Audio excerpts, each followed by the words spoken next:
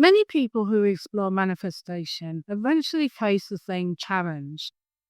How do I bring the specific person into my life when everything looks impossible? You might be dealing with silence that has lasted months or even years. Perhaps the person you want is in another relationship. Maybe you're separated by geography or circumstances that just seem too big to change. Sometimes the biggest block isn't outside at all. It's that quiet, painful thought that you're not attractive enough, successful enough, or lovable enough for this to happen. That sense of impossibility can feel crushing, but it's also deceptive. Circumstances appear powerful because we've been trained to hand them power. From a young age, we're taught to measure possibilities by what we can already see. If someone hasn't reached out, we assume that they never will. If they're with someone else, we take it as final. We confuse what's visible now with what's possible next. But the external picture is an echo, it's a reflection of past assumptions and past identity. It's like looking into a mirror. If you're frowning, the reflection will frown back. Trying to force the mirror to smile without changing your own expression doesn't work. In the same way, trying to change outer events without changing inner assumptions rarely creates lasting results. So the first reframe is this: the mountain you think you're climbing is not really the circumstances. The mountain is believing that circumstances decide your story. Once you reclaim authorship, once you stop treating the outer world as the source of its power and recognize it as a reflection, you begin to change the picture from within. That's where everything starts. Changing that inner picture starts with self-concept. Your self-concept is the identity that you inhabit every day, the subtle expectations about how life will treat you.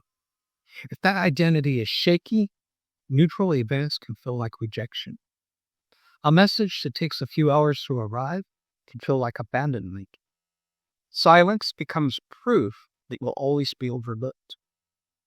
Strengthening self-concept is not about arrogance or pretending to be perfect. It's about recognizing inherent worth and choosing to live from it. Begin by noticing your internal script. For many of us, it runs on autopilot. I'm not enough. People don't choose me. I'm too late. It's too hard. The first step is awareness, catching that voice in real time. The second step is to begin offering gentle but believable counter-truths. I matter. My desires are valid. I'm lovable. Now, not someday. I'm capable of creating the life I want. Support those words with small, concrete actions. Treat yourself as valuable. Dress in a way that feels good. Create and keep healthy boundaries.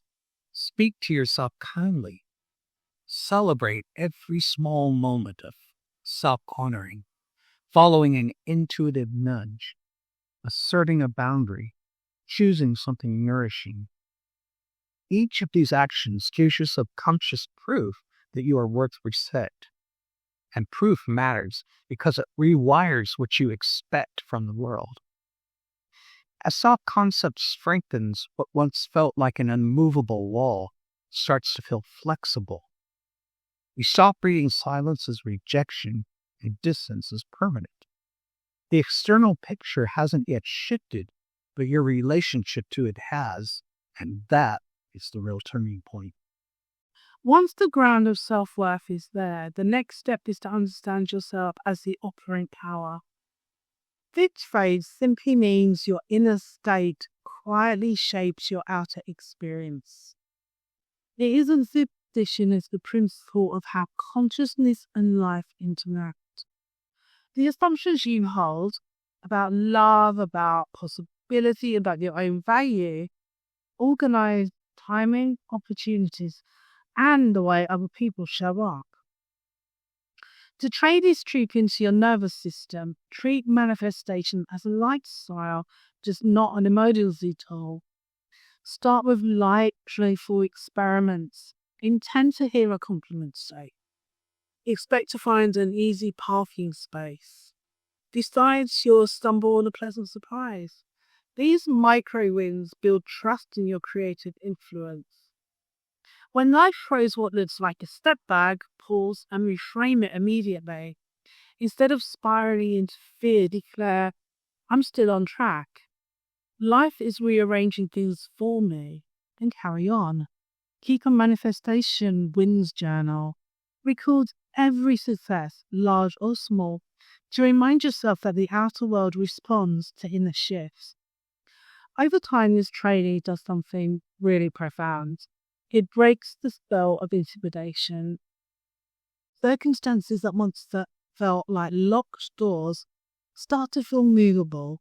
Silence becomes neutral. Third parties stop looking like brick walls and start feeling like temporary scenery. The goal isn't to force specific outcomes, but to live in a state where supported outcomes become natural. A major practice that builds on this is living from the end. Each day ask, if the loving, stable relationship I want were already mine, how would I think, feel, and move today? Then begin to inhabit that version of you. It's not about coursing happiness or pretending you're fine when you're not. It's about stepping into the identity of someone already loved and chosen whenever you remember. We face the urge to control timing or method.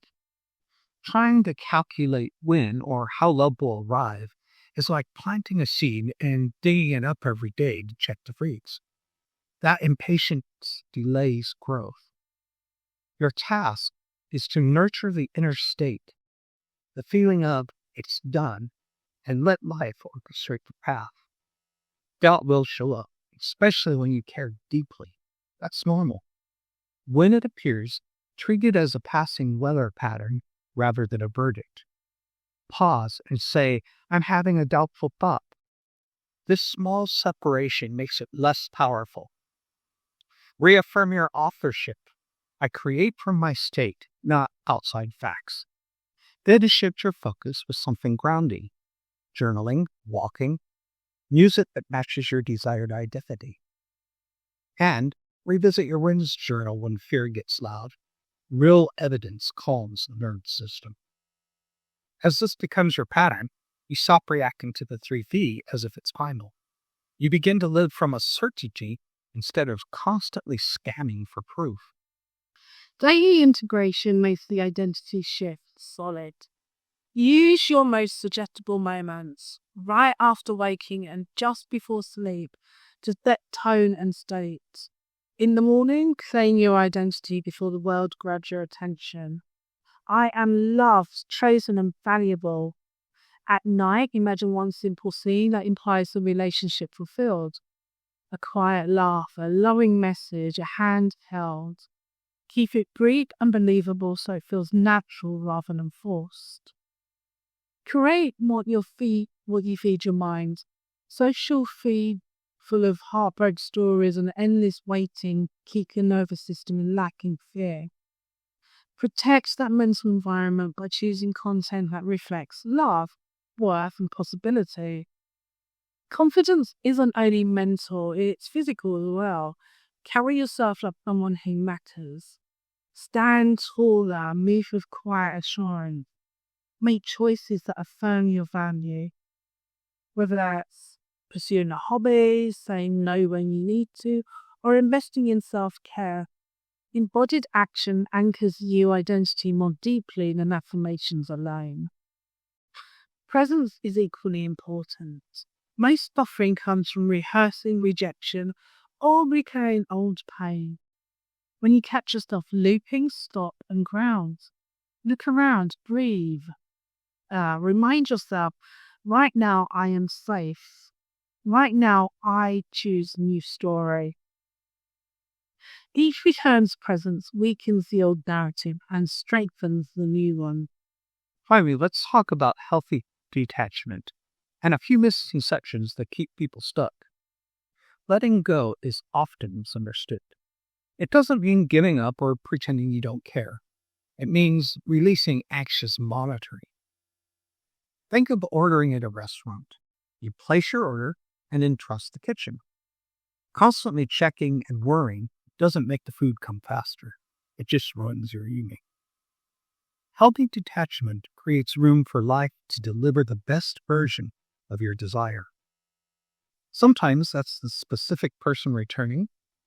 Sometimes it's someone even more aligned with you, with who you've become. Both are success because the deeper goal is wholeness and empowered love. Don't place your entire sense of worth in another person's hands. Conscious creation is about empowerment, not dependency. Strong relationships are built when two whole people meet, not when one is trying to fill an empty space. And remember, perfection is not required. You don't need to think only positive thoughts. Doubt doesn't erase progress. You don't have to find the single right technique. Any tool that helps you feel the inside works. And the outer world doesn't have to change first. It follows your inner shift. Keep your practice gentle and consistent. Morning, identity work. Daytime reframing. Evening, celebration of wins. Nighttime, embodiment of love. Over time, what once felt like an unscalable mountain becomes a small hill. The external story bends to the inner story that you've chosen. Love flows naturally to the version of you who knows that they're already whole, worthy, and chosen. Before we wrap up, if this talk has helped you see manifestation in a new way, if it's reminded you of your power to create, love, and rewrite your story, I'd love for you to stay connected. Take a moment to like this video so more people who need this message can find it. Subscribe to the channel for more deep practical teachings on conscious creation and living as the operant power. And if you want to know when new videos go live, hit the notification bell so you don't miss an upload. If you know someone who's struggling with self-worth, feeling stuck in their love life, or wondering how to shift impossible circumstances, share this video with them too. It could be the encouragement they need today. So thank you for spending this time with us. Keep claiming your worth, keep living from the fulfilled version of you, and let love meet you where you've chosen to stand. And until next time, think differently, dream boldly, and create consciously. I'm a quiet rebel, I don't need a shower, changing the world from the inside out, no fists in